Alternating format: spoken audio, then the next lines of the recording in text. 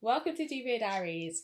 I'm so excited to introduce this guest because, I'm so excited. But I'm also excited to introduce guests on all of season 1 because I love everybody that I have on. But this person, right, to my left, if you're watching the visuals, but if you're listening, this stunning woman that's next to me is so many amazing things. A go-getter, a jet-setter, period. And I have the honour of calling her my bestie boo, my girl. As you should. Sarah Louise. Say hey. Hi, bestie. So I'm Sarah, and I just want to start by saying how I love you, but I love so much just our friendship and just the person you are and who you are to so many people, and also just your drive and the fact that you've seen me through so many phases, right?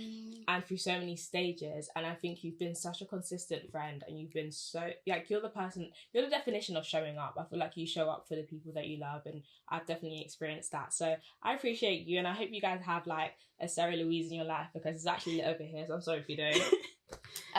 But no, you're amazing, and I'm so happy to have you on today. Even the fact that you're sick, that you're this girl is actually out here struggling because she's always outside. She's always got something to do. It's girl, God is literally trying to slow me down. I feel like that's what it is. But even ill, even sick, she's still here, and I appreciate that. It just shows your work ethic and just how you show up for people. So I appreciate you, and I'm so happy to have you here. Exciting. I'm happy to be here. Oh, excited. And it's just great because how do I know Sarah? It's from way back when. Oh yeah. 18 years old. Oh, yeah.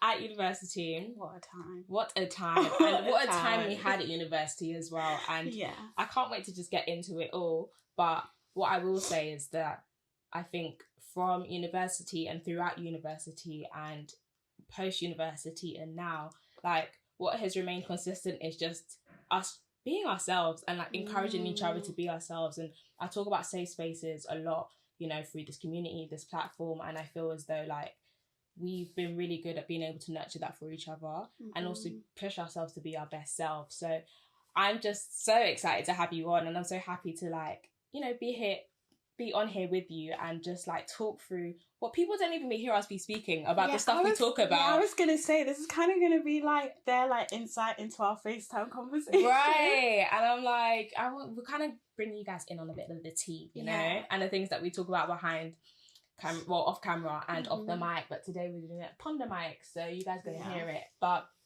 I want to start with you and just there's so much that you do, and there's so much that you go out there looking for opportunities as well. You don't be waiting for people to just hand you things. You go out there and work. You go out there and work and find it. But I just wanted to start with, I guess, there's so many different avenues. I'm oh my gosh, I know so much about her. I'm where do I start with you? Yeah.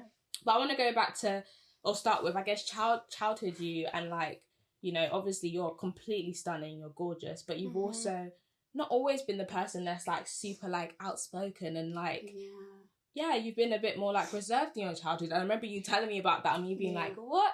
So how do you feel you found this confidence that you now have, and how have you grown into the woman you are today? Yeah, so I feel when I was a child, I was super shy, and my sister was always the outgoing one. And anyone who knows me and Angel, I feel we're night and day, but we really complement each other really well. Yeah. But I feel growing up, especially in the Caribbean, I think my childhood was a lot different to the UK. And I think even coming back to the UK, I was wow, there's so many things that, because of, I guess, the landscape of Guyana at the time, that I was able to really kind of move into that self-confidence that I might not have had if I had come to maybe high school or primary school here. And I think it's just the ability to just be so carefree. The group of friends that I had at the time, we literally had a don't care attitude, and we used to do whatever we wanted.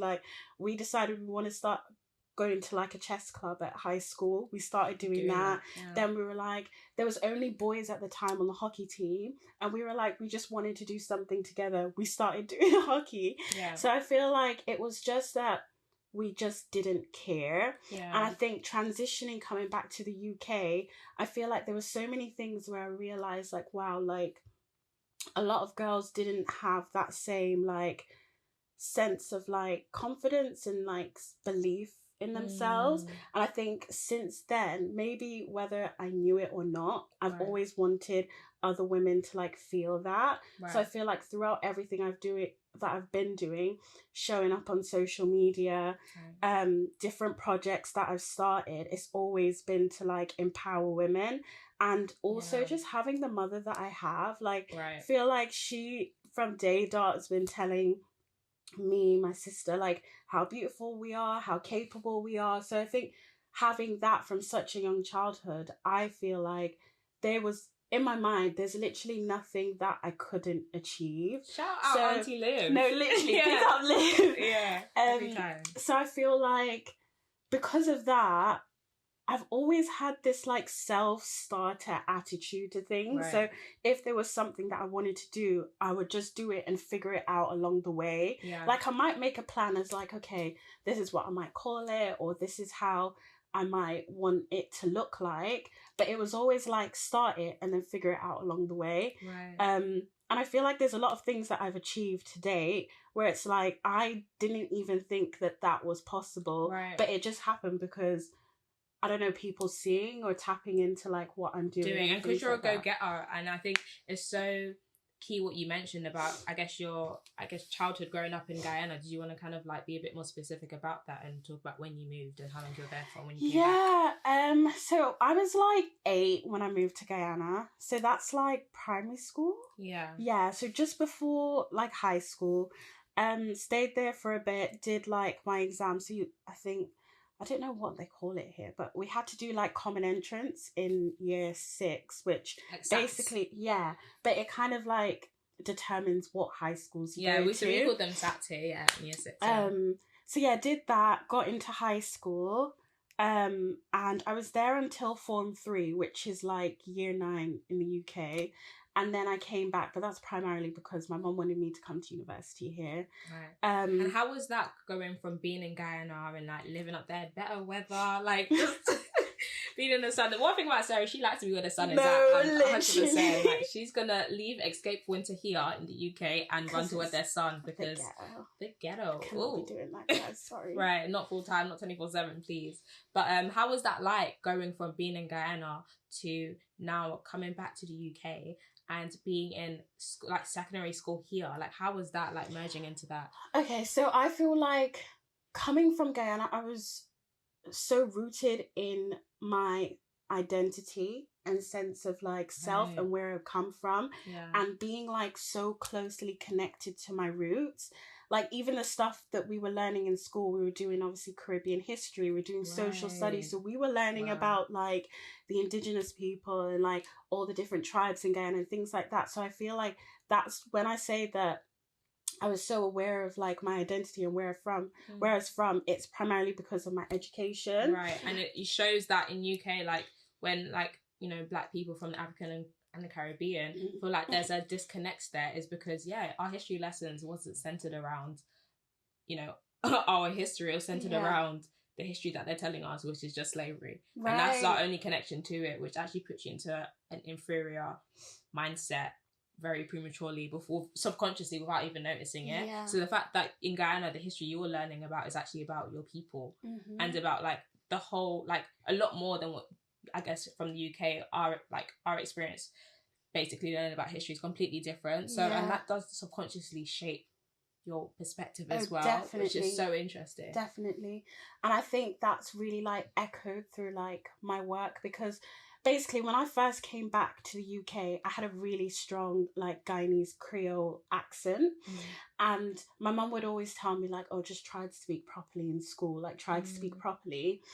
And I don't think I realised, like, at the time, like, I would get a bit annoyed, but I'm like, okay, like, I'm coming to school in the UK, let me just try and, like, you know, speak the Queen's English or whatever. Whatever, yeah. Obviously, I think the older generations, that's rooted in something else when a lot of them had to migrate and assimilate in the UK. English is the language, so they had to like pick that up really quickly in order to get into employment and sustain their families. Yeah. So I feel like that's where that was coming from. I think growing up now, one thing that I really do advocate for is really tapping into your voice. So I think with your identity, like a lot of us have, you know, family members that might still speak in like certain dialects or language, and we don't want that to get lost. Yeah. So even in my poetry and things, I've started incorporating that dialogue because I'm like, that's where I'm from.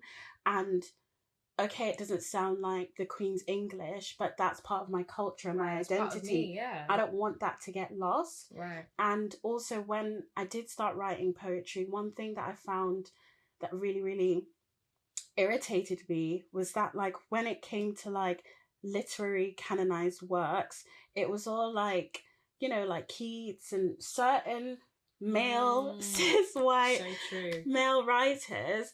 And I felt like I couldn't resonate. Yeah. And there was a point when I was in year 10 in the UK and we were doing English literature and we were studying a poem and it was called Them Tell Me by John Agard, who's a Guyanese poet. And the English literature teacher at the time had told the whole class, like, you know, he's Jamaican. No way. This is like in our AQA like syllabus, right? Yeah. I went home and like researched the poem because I felt like it resonated with me. Obviously, at the time, after doing my research, I realized it resonated because he's from where I'm from, right? And imagine being in school and someone's telling you he's actually Jamaican, then you go away and you find out actually it's coming like the them tell me what they want for tell me is Guyanese. Like I feel like from that point I was like, actually there needs to be more of us that's pushing out this work and like really trying to revolutionize what that literary canon looks like and impacting the younger generation so that they see more people like me and you writing and putting out our personal voices. Because I think even if you are born in the UK and you're, you know, Nigerian or Ghanaian, like you have a distinct voice that's not just British. It's like,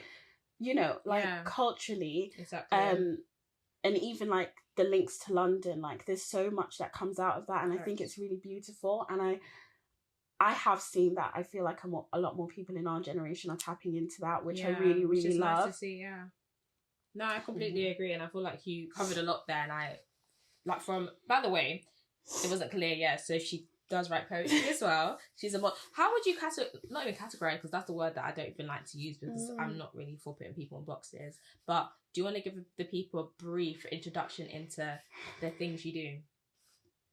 I feel like that's really, really like, I don't know how to like, if there's one word to describe.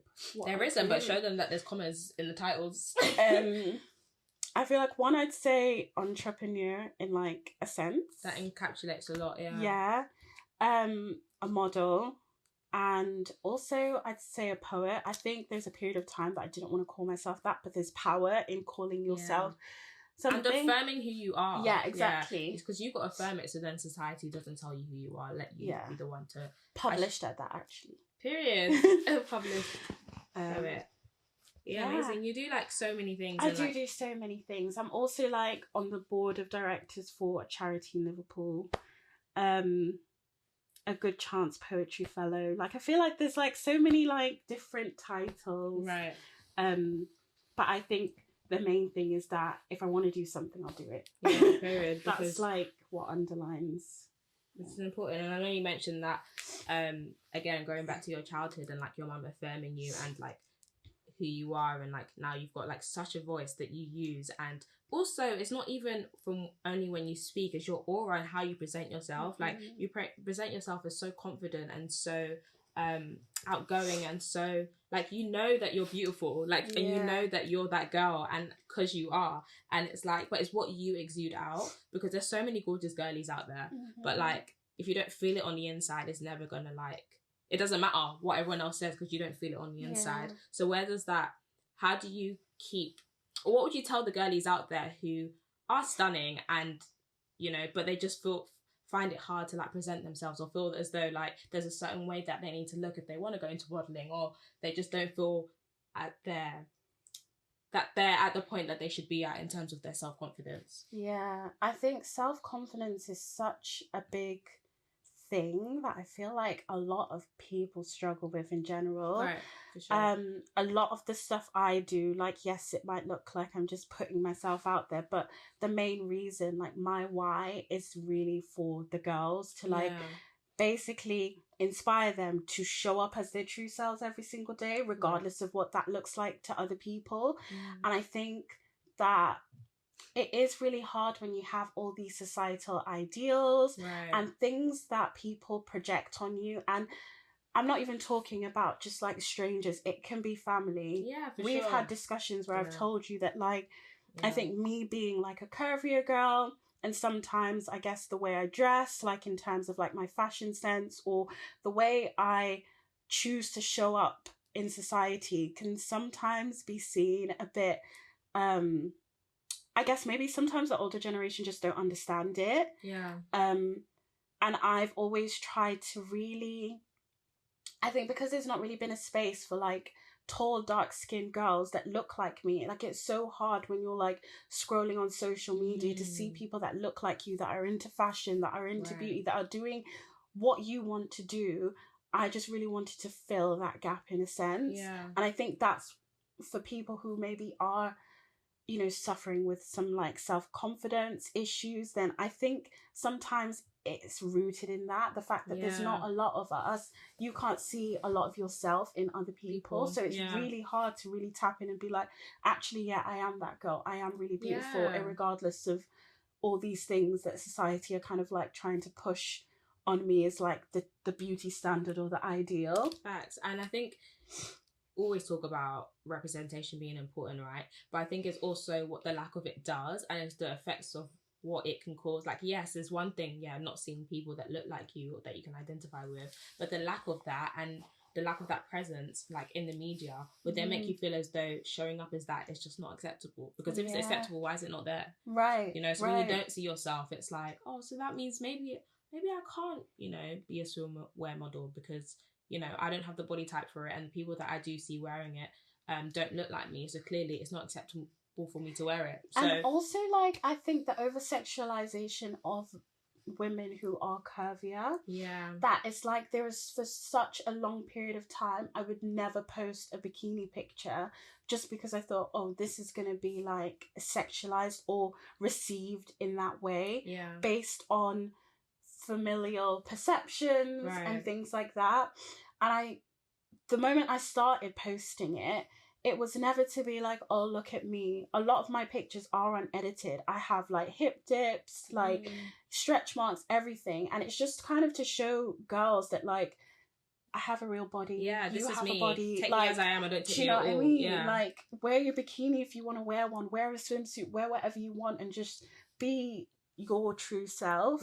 And it's like, it's not even as like far, it doesn't even have to be as like far-fetched as a swimsuit or bikini. It could even just be like a crop top, or it could even just be wearing like jeans. And like, people feel like, oh, they can't wear a t-shirt, they have to wear an oversized hoodie, and it's like, why though? Like, do you know what I mean? And it's like, it goes back to that self-confidence thing, and then it goes back to not feeling as though you're received by society as the way you are. So I think it's really important. And I completely agree with the over-sexualization thing, because it's like the thing that maybe a slimmer model might wear, in comparison to a plus size model, it's like her. Like, why is one acceptable and the other's not, when it's the same outfit? And you see it on these platforms all the time. Like, TikTok is like banned some videos of mine, and then you'll see like maybe like a slimmer model post like certain images, and you think, if I did that, like, if I did that, account would be deleted. But yeah, I guess there just needs to be a balance. But yeah, no, completely. And I guess like, it's like people like you who are, regardless of what society's trying to say that is acceptable, isn't acceptable, it's like defying those norms and like being you and being your most authentic you. And I feel like it goes back to, I guess, this platform and what we're about here, like being your most authentic self in this space, and also feeling as though you can connect with other people who are trying to do that, and then motivate other people that are trying to do that as well. And I think our friendship's always been so great because we really do that. We really push ourselves to just like be you, and like also pick out things within yourself, or pick out things within your friend that you don't see in yourself. And I feel like you're really great at doing that. And like talking about opportunities that I could do that I may even doubt myself and be like, oh, I don't know if I can, or if I've got enough experience to do that. And you're always just like, well, why can Sally do it and you can't? Like, why not go for it? Why should it be Sally that gets the opportunity and not you when you can do it? And you know, I just love that we always motivate each other. And I just love any single time I'm out, like Sarah will be like, we'll meet people and I'll be like, oh my gosh, yeah, Sarah's a model, so this is what she does. And like I'll be really out here like a publicist, like telling them all. But I feel like I just love to be able to like put my friends on and like big up what like they do and talk about what they do, because like I'm so proud of like who I'm around and who I'm friends with. And I feel our circle, like we're really like lucky that we've all got our best interests, and you know, 100%. We're always there to like promote what each other is doing and really push ourselves to do our best selves. And I'm really excited for that. But I wanted to touch more in terms of like, I guess, social media and that whole world. I know we touched on it just a little bit. Just a little bit. A little one too. We haven't even scraped the surface. And like, that's a whole thing in itself, I guess. Like, I think it was over lockdown. Was it over lockdown? Like, I really saw you like really go off on TikTok. Like, you really did. And talk to us about that process. And I feel like I've always enjoyed I don't want to say creating content, but just like making videos. And before TikTok, well, maybe TikTok has always been a thing. I think it's like Musical.ly or something before. Back in the day, but before we had like reels on Instagram, I used to do these like IGTVs. I don't know if you remember when Instagram had IGTVs. So I used to do that and like post like vlogs, little skincare tutorials, like how I did my makeup, because that's another thing. Like, I've always done really bright makeup. And I think from uni. And I think that is also rooted. Like, I feel like everything subconsciously is always rooted in something, but I know why I'm doing it. But essentially, you know, like we've always heard about Black girls not looking good in like bright colours, and that like stigma of us not wearing bright lipstick and wearing more muted tones. And I was just kind of like, no. It's like questioning why they're saying that we have to be looking some sort of way. Like, okay, if I want to wear black lipstick, why can't I? Like we must belong in this box. And don't you dare jump out of it. Or else what? And I feel like it's the or else what that we're beginning to question a lot more. Like, okay, but why not? Why can't I wear like different coloured braids? Why can't I like put like highlighter in my eye? If I want to do it, why can't I? Period. Like, what's it gonna do for you? And it's like, I've been with you so many times when you have different coloured braids and like really cool makeup and the stops and the stares and the compliments, and it's just like, but you wouldn't know that because everyone's saying that you're not meant to be doing that. Exactly. You know, or like, oh my gosh, that's bizarre for you to doing it for doing it. But in actual fact, it makes me feel good. Do you know what I mean? Like, it's just like, do what you want. Yeah, exactly. So I think just going back to social, so then I think during lockdown, I obviously didn't have like anyone to do my hair. I always like getting my hair. That was a rough time, boy. We had to figure it out. Literally, I started, my cousin could braid, so I started getting like coloured hair. So I think the first colour I did was like purple for my first lockdown birthday. So ghetto, guys. But yeah, I did that. And then I was like, actually, I want to make this a thing. So like every month I was like changing the colour of my hair, but like making content or like videos around it. So I feel like I was posting that a lot more on TikTok as well, and people like tapping in, and then I was like matching my hair with my eyebrows. So I feel like that became a thing. And like, I think after a while people would be really like interested, like, oh, what colour is she gonna do next? Like trying to guess what colour. And I think especially for like Black women, not just in the creative industry, I was trying to like show people that like I'm still excelling like professionally, and I'm showing up to work in in a blue bob with blue like beads, and I'm still able to like, my career's still going, I'm still able to do my socials, and I'm a Black woman, and I'm like existing in like all these different spheres, and it's not affecting me or impacting me negatively. And I think just going back to childhood, you know, like there's even, I guess, maybe like news reports to this day of like Black girls being policed on how they should wear their hair at schools. So I feel like there's a lot of like, I guess, political and social commentary that I kind of make on how I express myself in terms of beauty. Yeah, it's definitely a statement, yeah. Yeah, I think people might think, oh, she's doing it for aesthetics, but there's always a purpose of why I'm doing something. Yes, I think I look good. Yeah. Like, period. Because I do. Do you know what I mean? But it's like, also, I want other women, especially Black women, to be a bit more bold in how we're showing up and presenting ourselves. I always felt like you didn't need to look a certain way. I was booking model jobs with like black and red braids.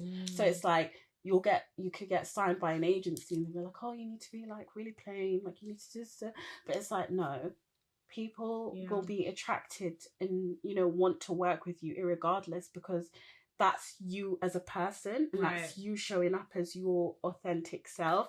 And yes, it might be hard, I think, for sometimes when you are stepping out the box, but I think it's also just like my brain's just a bit like I just do whatever. But I think that as well, just the confidence that comes with that. When I was doing my braids, like some people messaged me like, I could never do that colour, and it's like, no babes, you can, and I'm showing you that you can, like literally. And then it was really nice when I'd see like girls be like, you've done blue, so I did blue, but now you're in pink, I'm gonna do pink now. And I'm like, yes, like we need more of that. Yeah, seeing that it can be done and it's okay to do it. Do you know what I mean? And just even not even just about doing your hair a different colour, but just feeling as though, you can wear the outfit, you can go for this opportunity. I feel like, again, like it starts with you feeling as though you can do it. And I feel like you've always had that sort of like self-belief and like that go mindset, which I just absolutely admire. Going back to your TikTok and like your socials and such, like obviously there's, you know, you have a purpose with everything you're doing, and in terms of even like doing different coloured hair and wearing different outfits and being like, you know, if I'm doing this, I'm showing the girlies like you guys can do it too. I also think as well, there's, even with that, there's still a carefree element. Like I see you on TikTok Live, I'll be joining Sarah's TikTok Lives, like, what's this girl talking about now? I'm talking to them like they my besties. I'm like, hey, I'm like, Sarah, call me after this. Like, what are you talking about? I'm like, what's everyone doing for this weekend? Right, and people are like in there like, oh my gosh, like come cook for me, or fly out here, fly out there. Like the amount of fly outs, I'm like, y'all, if y'all book my ticket, if you're paying for I might just be there. I might be there, like waiting, like book come me. through, right, and then we can talk. Right. But no, like it's always so funny to see, and I'm just like, I love how you're so like carefree and just like effortless with it, and it's like, I'm gonna post this and that's that, or you know, we're getting ready to go somewhere, so I'll be like, one second, I'm gonna just make a TikTok because I look good today. Like, you know what I mean? And be like very carefree about it, which I absolutely love. And that shows through your, just like your ability to just pick up and be like, okay, I'm gonna travel here and I'm gonna go here. And like, have you always been someone that's loved traveling, and do you feel like growing up obviously in different environments has that kind of shaped that as well? Yeah. Do you know what? I think I got my love for travelling from my mum, but she's so chaotic when she travels. I just keep thinking, Liv, how was you doing this before? Like, but yeah, I think just like living in different countries, and maybe like going back to Guyana, there's so many different cultures and like people, like we're literally different races. Yeah, we're literally like a melting pot. Like no one's just like one thing. Like everybody mixed up. So I just feel like as a child, my eyes were open to so much, and like yes, we're Christian. We used to celebrate Pagwa with my Hindu friends. We used to celebrate all like Eids with my Muslim friends. I think everybody just get together and celebrate everything. So I think part of like the reason I love traveling, yes, like it's obviously now I'm like, okay, I'll make a little video, but it was really because I just wanted to experience and learn more about different cultures. Right. So like whenever we go traveling, it's always like, okay, yeah, we'll go to a nice restaurant, but then let's also find somewhere local where we can eat like the food that's local to that area. Right. Just do stuff with the people from that area, certain activities. So I don't really like doing all inclusive because I want to be involved. Like, none of that, please. Be involved. Up in it. I'm not trying to sit and be drinking like alcohol whole day and then going to a phone party and then going to watch someone salsa. Like that's not my vibe. And then throw chocolate on me. Like that's not really my vibe. Like I just want to like do everything in that country that's, you know, I guess true to that country. Right. So I think that's where it came from really. And then obviously I feel like whenever I used to go, then people would be like asking me questions. So I'm like, okay, actually we do be having a great time. You're right. We be having a ball. You didn't even see the half of it. No, that's the thing. That's the funny part. Like, people don't even see the half of it. It'd be so chaotic. It'd be so chaotic. I think as well, what I've recognised like a lot with my friends, like you as well, like planning. So I used to before just do these like little itineraries, but now it's like actually become a thing where we'll be on Canva being like, land at this time, then we go for dinner here at this time. Like, it wasn't like that back in the day, but it's just fun, I think. And yeah, my goal actually is to travel more of Africa.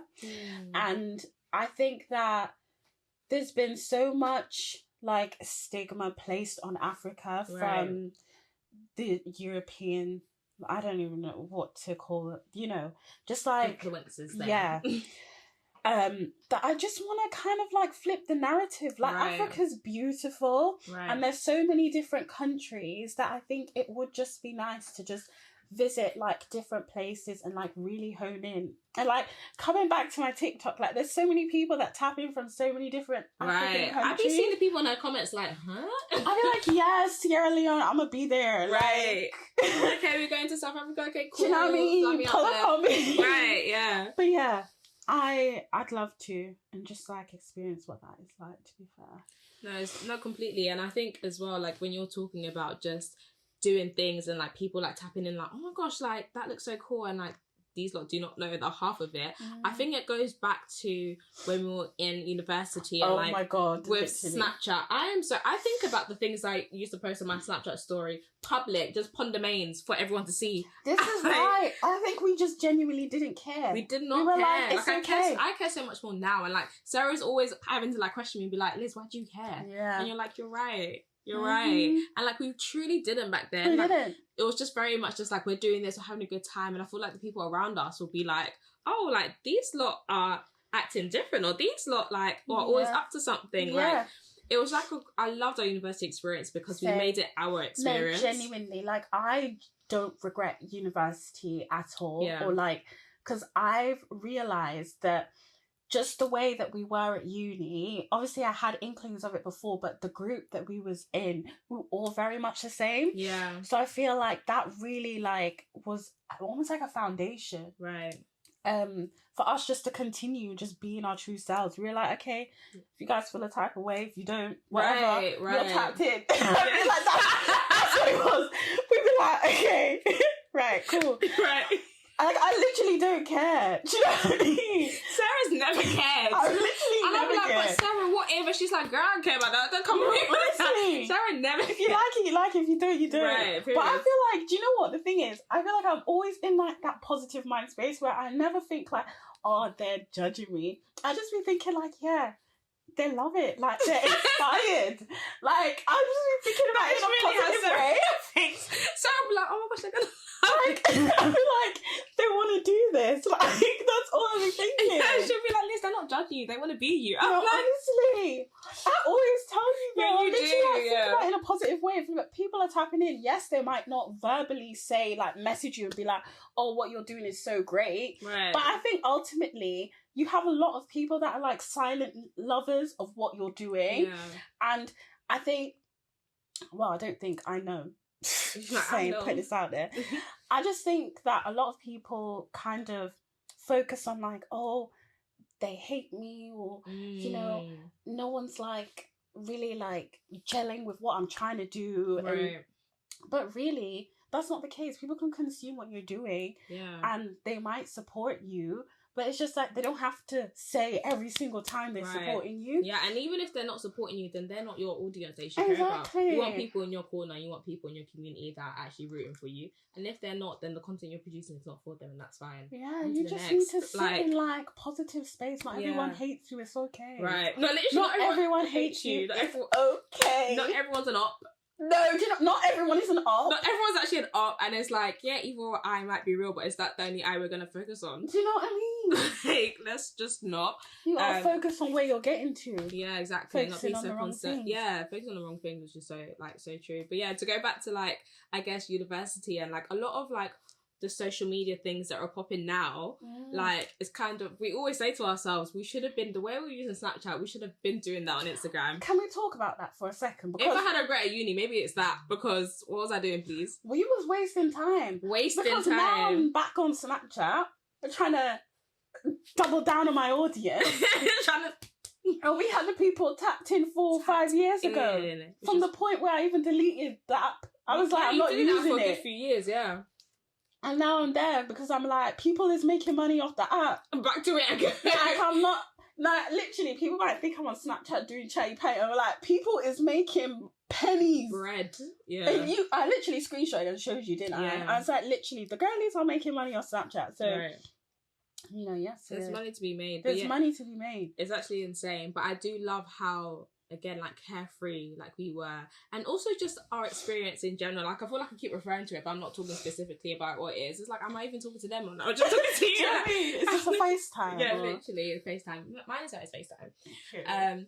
But no, I feel like there was just so much of our experience in the sense that it was so unique to us, and it makes so much sense for us in terms of, like, a lot of the time at university, maybe during Freshers Week, you'll go to the clubs or the bars that are within the city that you're in at university. Not me and Sarah, though. No. We were going to different city. From time we knew two people, we was out there. Yeah, we're out there. We're like, okay, cool. And then it's like, oh, so what did you guys do for Freshers Week? We're like, oh, well, AP, table. Right. We were doing the VIP. Like, we were doing like it was just insane. Like, it was just a whole whirlwind, and it was like, gallivanting queens. Literally, and I think we just love just having these new experiences, and we have so much footage and so many videos that some of them just cannot see the light of day. But they were just so funny, and they just like wrapped up our sort of like experience of uni as to be ones where we can just be super carefree. And like it's even now coming out of uni here, like running into people that may have gone to uni with or seen at uni, whatever the case may be, saying like, oh, like you and Sarah were super like, they will be putting things on us, right? But like, you guys were super exclusive. You had your little posse and this, that. I'm like, you guys are... It never gave that. It never gave that. It never gave that. That's one thing. I feel like we was always empowering each other. It was never like, oh, we're a clique. Right. Even to this day, if someone messaged me, it's like, do you want to do XYZ? Or like, can I come to XYZ? Like, I'm not let's go. Like, yeah, cool. Yeah. It was literally, that was not the vibes. Yeah, it wasn't. It was like, we were very much just about the girls. Always, that's what I keep saying. Everything's for the girls. Yeah. Like, even to this day, it's still for the girls. It's never been for the male gays. We do not care about y'all. We don't care about y'all. Sorry. Like, that can't be the focus. And I think that was a key thing with us. Like, we were always about the girlies and always about just supporting the girlies and just like being the best girlies we could be and feel the best that we could feel. Literally. And then that would just radiate out, and I feel like that was always just like a fun part. And yeah, I don't know, like it was such an experience, and I feel like I learned so much from it. And I think a lot of the time we think about university in terms of like the course you picked or what you studied, and of course those are all important, but I think the experience you have is so key, and the people you leave uni with are so key. Like, there's so many people that went to uni and came out with like not really any friends. Yeah.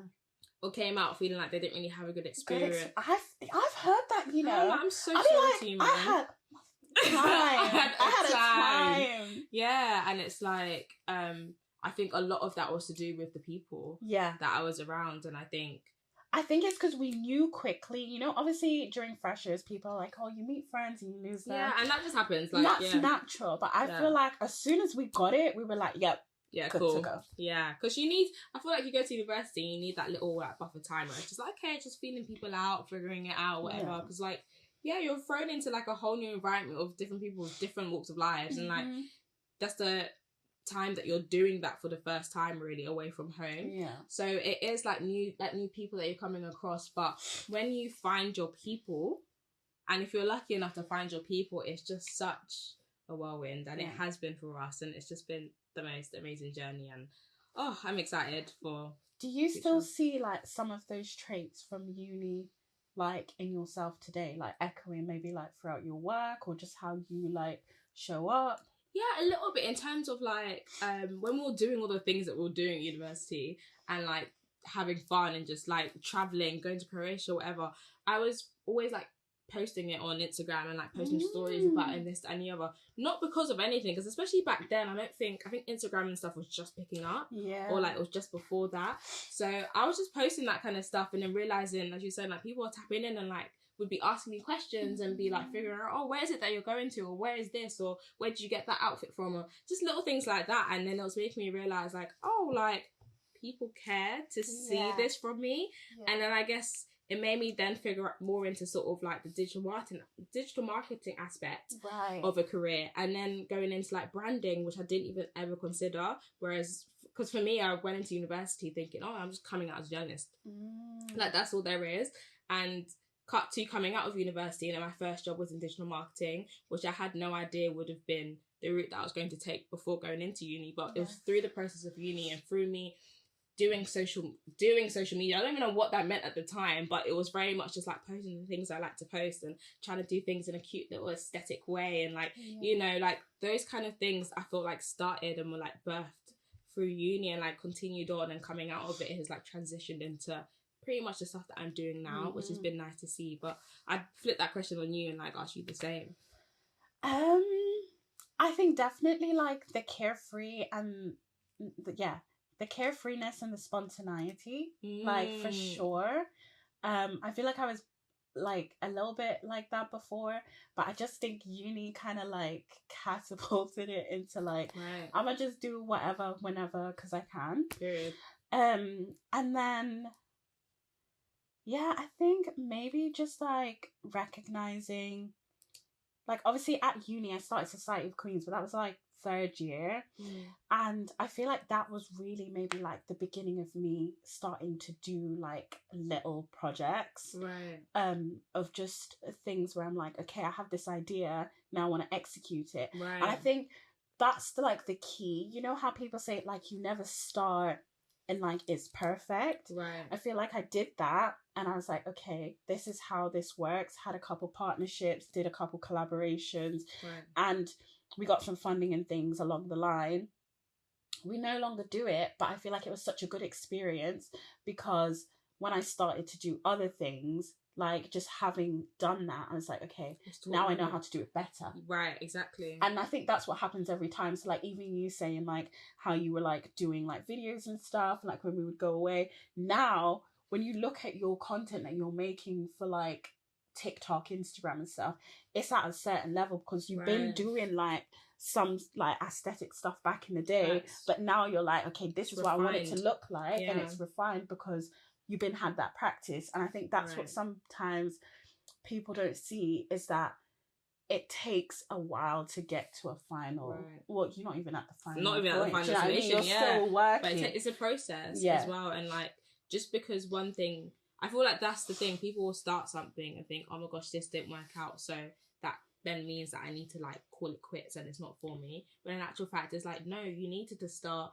that. You needed to feel as though you failed, but you need to be able to pick yourself back up, and then don't be afraid to try again. So you can take what you learned from your first failure and then bring it into what will be the success of the next thing you try. So it's like taking what you've learned and knowing that you've got that experience. Sometimes people feel like the experience you can get can only be from other people and working under other people, but experience could also be just you doing something and realizing, okay, that didn't work, let me maneuver and pivot and like go to the next thing and like take what I learned from the previous thing and apply 100%. It.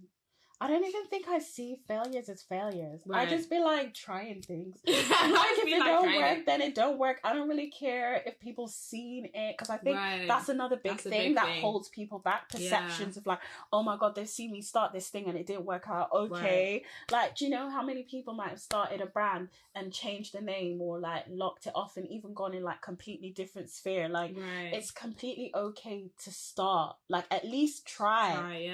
Do you know what I mean? I always be saying to you, like, always say, I'm like, all God wants to like see is the fact that I tried. And I feel like I always have to tell myself that, because I can get in my own head and be just being completely transparent. I can be really like scared of like, you know, the idea of failure, or people like saw the fact that whatever you tried to do didn't work, but it's just like, but you tried.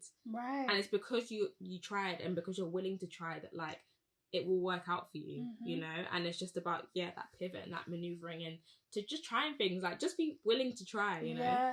like even right now, like I feel like I'm in a period of like experimenting with my fashion, which is like so different to what I used to wear. Because I think, you know, just as a curvier girl, there's certain clothes that I'm like, okay, I know this looks good on me. You know, I was a bandage dress warrior. My days. Was it? Oh, I don't even want to mention all the sites because they didn't pay me to say it. But no, like, honestly, there was scary hours. Yeah. Like, I'm sorry, but it's you loved them dresses. Loved them. I used to buy the skirts, every single colour. The long sleeve, like, body. And it'll be, like, good material. Good thick material, yeah. Stepping into club, I'd be like, yeah, I'm that girl. Period.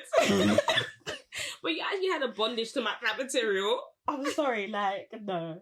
But I feel like, yeah, just, like, thinking about, obviously I did look good. It's not that I didn't look good, but it was just, I feel like I was going through that period of like me wearing clothes, but then I'm trying to like step out, be a bit more creative with my fashion, but I'm also recognizing I'm a curvier girl. Right. I might not be able to fit certain things. Like if I wear a satin skirt, it might not like fall correctly, might make me look frumpy. So it's like me trying to figure out what works. So I feel like now, obviously there's a period of me still, you know, wearing certain clothes that I'm like, I know I'll look A1. This is going to look I'm going to eat the girlies up with this one. Do you know what I mean? I'm going to eat that one little thing.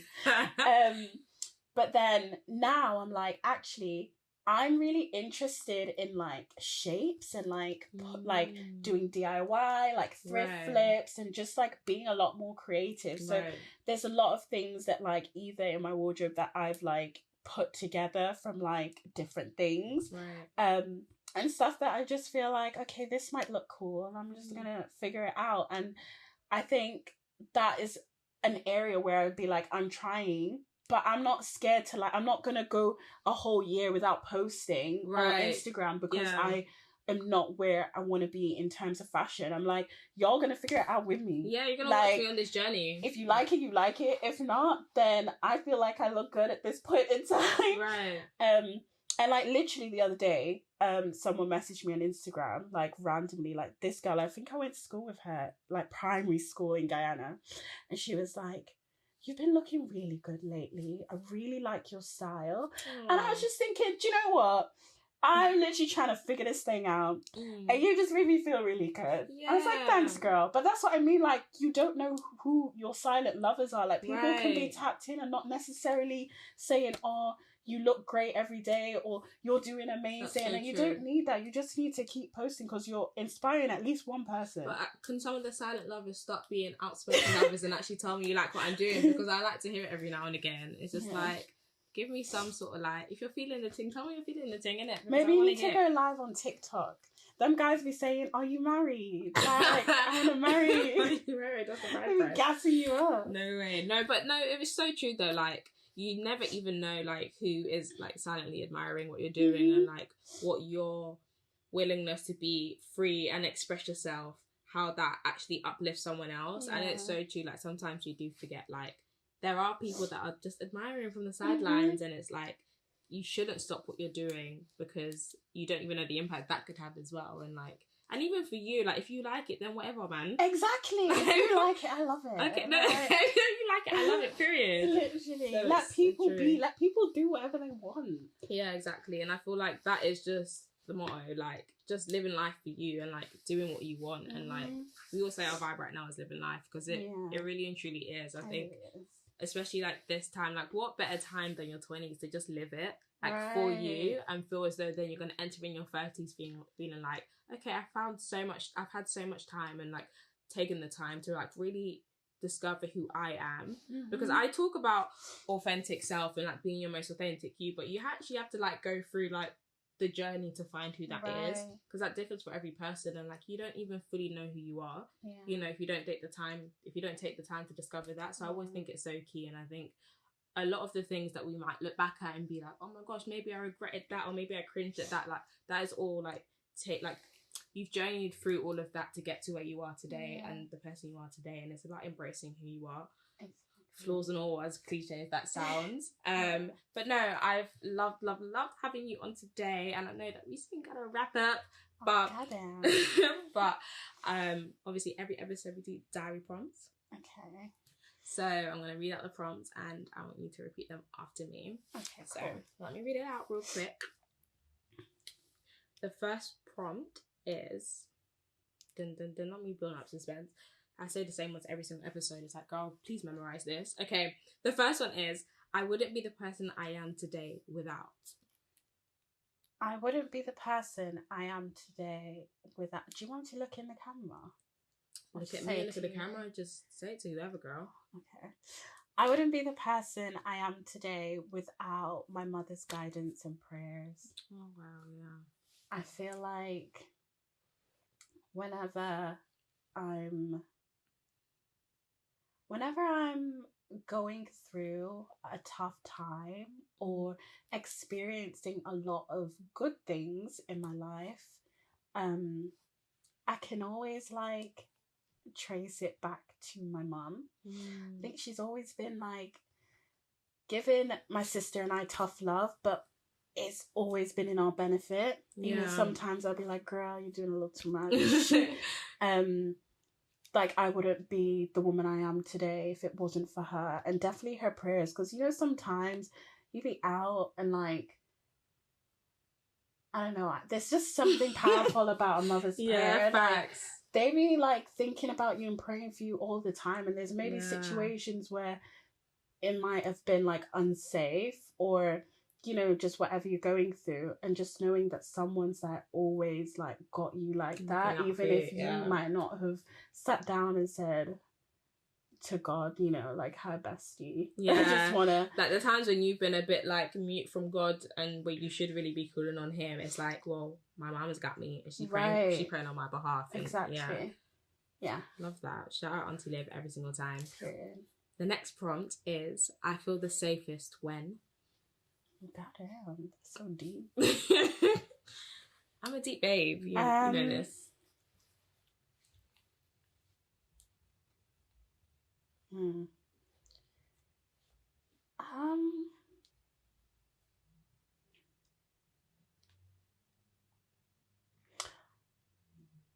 I feel the safest when I am being my true self.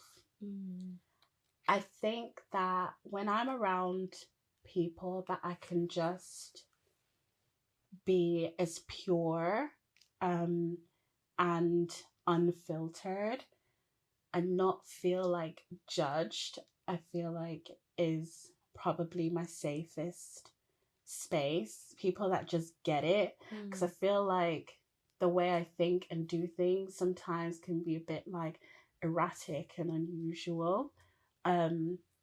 But yeah, just knowing that irregardless of if I turn up with like blue hair and pink eyebrows, that it's just gonna be like, hi, you look good, like moving on. What are we gonna eat today? No, literally, that ain't us. Do you know what I mean? I think that's when I feel the safest.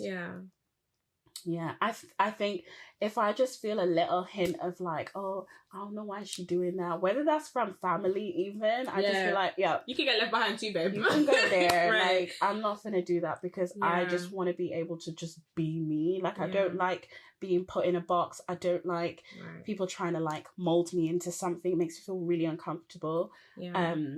So yeah, as soon as I get a little hint, I'm like, you gotta go. Toodles. No, for sure. But yeah, that's so key. Like, it's just this idea of like feeling free to be yourself. Like, I feel like I say this all the time, and it's like, how many times are you gonna say this? But I'm gonna say it until you guys believe it and you guys really, really hear me. Like, there's nothing like discovering you and then feeling safe enough to be you, irregardless of where you're at and where you are. And I think it's just the idea of like a beautiful journey to self. I feel like that's what it is. Like, just being able to go through life and be like, I'm getting closer and closer and closer to my core. And then once I reach my core, then I can actually just live like in a state of enlightenment and happiness and pure joy and peace because I am me and I'm free in being me. Yeah. You know, I feel like that's just a pure state that like we should all just want to strive to get to because it's so freeing. And it's a journey, of course, but I think feeling like even being courageous enough to just fully be yourself and show up as yourself, like, it's beautiful. And it's difficult, you know, and like not just like with your friends, just in every single aspect of your life. Because definitely I think when I started like actually doing poetry, like as in getting paid for it a couple of years ago, as in getting booked. I did also think, I don't know if I'd be accepted in this sphere being like this. And then like in terms of modeling, I'd look at other models and I'm like, I'm so different. Like, I don't know if this works here. Does this fit the mold? Right. And there's so many different aspects that you just think, I don't know if, but it's like when you're so sure, I can't even remember the point at which it just clicked. I was like, I'm just gonna be me. Yeah, period. Like, I literally remember going to a poetry performance. I offed my shoes when I got on the stage. Period. I had like orange and like yellow braids. And I just felt like pure bliss. I was like, I feel so grounded. This is so beautiful. Right. I'm sharing my work with all these people and they're receiving it. Right. And yeah, I just think everyone needs to feel that at some point in their life. And be willing to like just be self. Like, as you were talking, I was also thinking about like just, you know, showing up as yourself in every environment. I know like when I first started like my YouTube channel, like my personal YouTube channel 14 years ago, I remember feeling like, I'm just doing this to get used to like, you know, talking on camera and then I can be like a little journalist or whatever. And I remember feeling as though a lot of the YouTube videos that I actually used to watch were like American. Right. And it was like all the things that they would do and and it's like I was just looking at them and like all the things that they would do and forgetting about like, I guess, okay, I'm not American, first of all. I know I've been throwing on the accent every now and again, but I'm actually not from there. Right. I do like admire like some of them, but like I'm actually from there, and like seeing a lot of UK Black influencers and like YouTubers and content creators and like women like inspired me a lot, because I was like, and it made me want to embrace the fact that like, yeah, I'm Black British and what about it? Right. You know, and like that's part of your identity and that's who you are, and like own it. And seeing like, I don't know, just so many people, the likes of like the Adiola Patrons of the world and Nella Roses, and like the fact that they just like, they present as so sure of who they are and embrace who they are. And I always like looking up to that would be like, oh my gosh, like this is great. The fact that they're just showing up as themselves and they show up as who they are, and people fall in love with that and identify with that. And it makes me want to be like, yeah, like let me show up as myself in every circumstance, in every environment. And like people will grow to love that too. So I think, yeah, like feeling safe is important, but like feeling safe enough to like be yourself irrespective of the environment that you're in is just really important. And yeah, I feel like it's a beautiful thing you're able to reach to that point. And the third prompt is, I want to be remembered by, or I want to be remembered for. Okay. I want to be remembered for empowering women, especially Black girls that look like me, to just feel super confident in the bodies that they're in, super confident about the cultures and backgrounds that we're from, and just really like sit in that and not feel uncomfortable in like being from where you're from. And I think that's probably always just been a part of something that I've wanted to just communicate through all the work that I do. Right. It's just really key. There was a point when so when I came back to the UK and I was in year 11 in my textiles class, and there was a girl that I was sat next to, and she said to me like, what's your actual name? And then I was like, Sarah.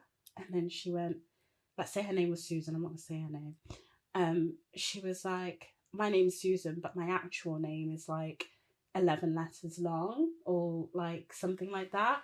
And she wrote it out for me, and I was like, that's such a beautiful name. Right.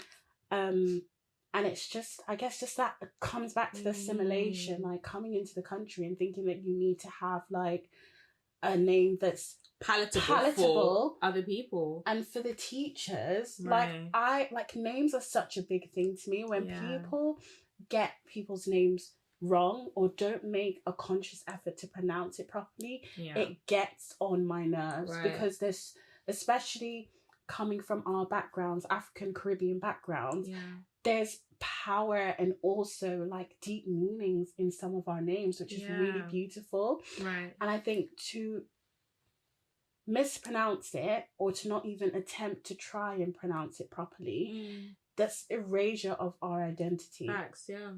especially because like names hold such like power and such meaning, and like just it means a lot, and like parents, and like it goes back to our heritage and like where we're from, and like if you do have a name that isn't English or isn't British, like there's meaning behind that.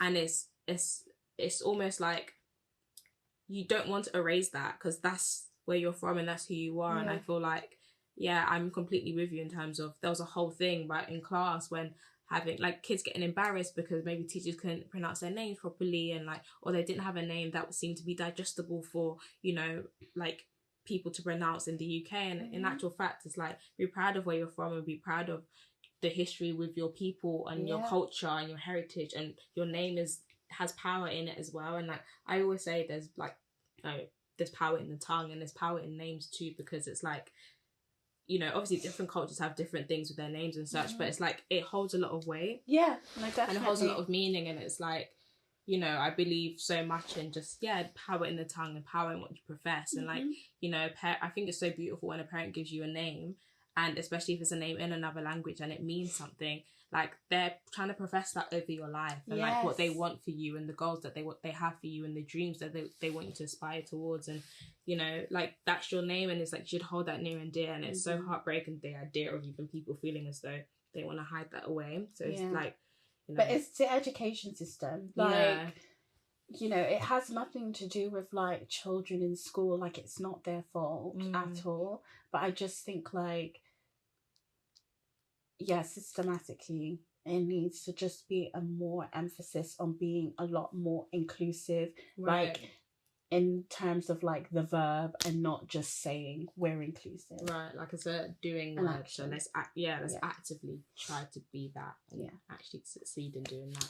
But 100%. But I think that's amazing that, like, you know, just being for the girls and being that person that wants to live your life for you, and in doing that show other women, Black women as well, like you can do this too, and like you're allowed to, and you should feel as though you can take up space and be the woman that you should, you know, that freely be. So period.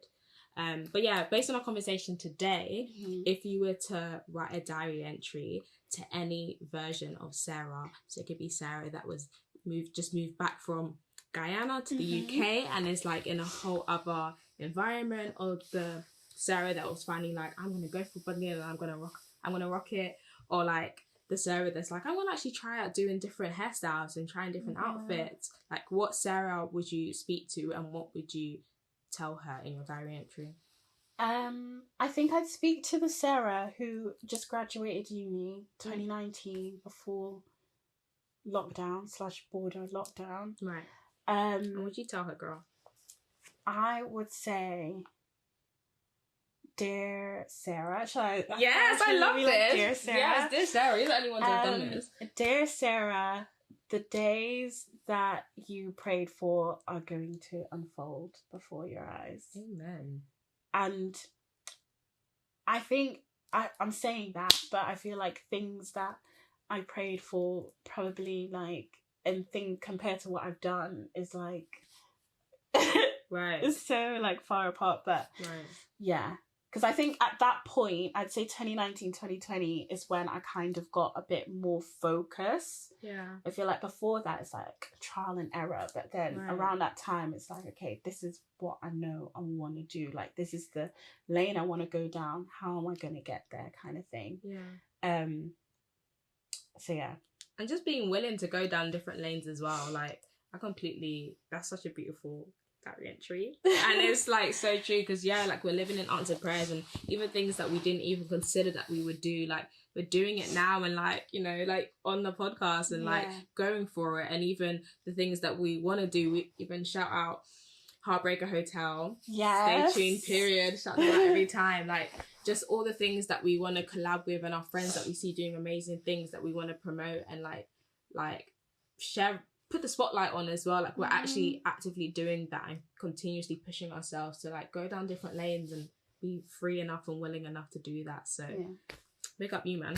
Definitely a work ethic thing. And I think also, like, talking about Duvet Diaries, like, I think the thing is, a lot of people might think things spring out of nowhere. We've been planning since like third, fourth quarter last year. So a lot of Right. things that are like happening now, Yeah. it's just like, I guess, a manifestation of things that we're like, okay, we want to do XYZ, how are we going to get there? Right. So yeah, you got to be like persistent with your goals and just Yeah, have for that sure. work ethic to show up every day and be like, this is what I want to do. I want to Yeah. make it happen. And I believe in it. So if you guys don't, like, you're going That's, to get to, I because I always do. think that. I always feel like, you know, if you think you're great, people will eventually follow suit. You don't need someone to come and tell you like, That is oh, Sarah summed you're up. amazing. Like, I'm not even trying to be funny, guys. I started calling myself Star Girl. I don't even know at what point. That just became my It became thing. a thing. Now, like, people just like think that I'm a superstar, and I'm like, exactly. There you Exactly. go. Period. I'm just like, what else? Literally. You got to envision your higher self and show up as Yeah. her every single time. And I feel like, yeah, you got I to just speak it out decide there. something for myself, and like everyone just follows suit, and I'm like, Good. as you should. Get it, like Sarah will be out and people will be like, oh my gosh, like you're so stunning, like you're so pretty, and she'll be like, oh my gosh, thanks. But like, the things like, she's like, I know, like, thank you, like I've been I'm like, knowing. thank you. What else? What else? No, for sure. But I feel like we're both like that, though. Yeah, facts. No one can compliment us. We literally be like, okay. Yeah, no, literally. I feel like, you know It'd what? be worse when it comes to guys as well. Yeah, I think it's with guys. Like, I love compliments from the girlies. Yeah. When like a guy wants to tell you something that you already know within yourself, as if like you're gonna like faint and be like, oh my gosh, all head over heels. It's like, you gotta do more than that. Like, Yeah, right. Yeah. Fly me out or something. or something, you know, something like. No, for sure. But I think it just comes from like being self-assured and like in yourself and self-affirming as well, because like if you have it at your core and you know who you are at your core, then it ain't matter what any Tom, Dick or Harry tells you, because you're like sure in yourself. No one can shake that. Like, yeah, period. you're looking at them crazy. But yeah, we've come to the end of the episode, Sadly. sadly. I know, so I was sad. just thinking, like, there's so much stuff that we can do separate podcasts. Honestly, I feel like I need you back every season. Yeah, we'll just make up something. Yeah, because girl, there's a lot more that we want to share, Yeah. but you know we've got to Like, keep we you guys just about sweating. scratched the surface. Just about. But thank you guys so much for watching. Thanks, Sarah, besties. tell the people where they can find you. It's like literally ITS. It's Sarah Louise on everything, because you know branding is important. Important, guys. We don't play around here. We ain't trying to play. It's literally that on Snapchat, Twitter, TikTok, Instagram. Period. No, I don't use Facebook. Yeah, we don't. But on everything. Yeah, it's that on everything. So follow me. Follow her. Follow us. Keep supporting the girlies. Keep loving yourself and knowing that you're worth feeling brave enough and courageous enough to be your most authentic you. So thanks so much, guys, for watching. Thanks, besties. Thanks for listening, and see you guys soon. Bye.